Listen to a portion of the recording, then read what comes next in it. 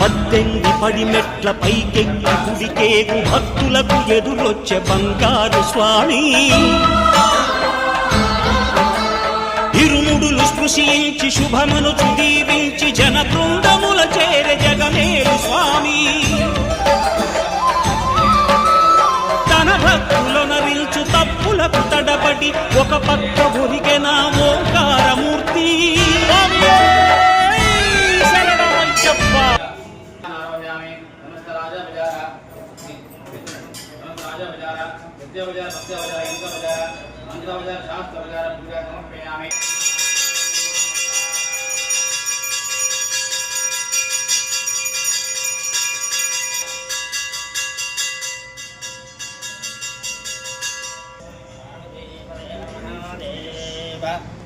Om Shri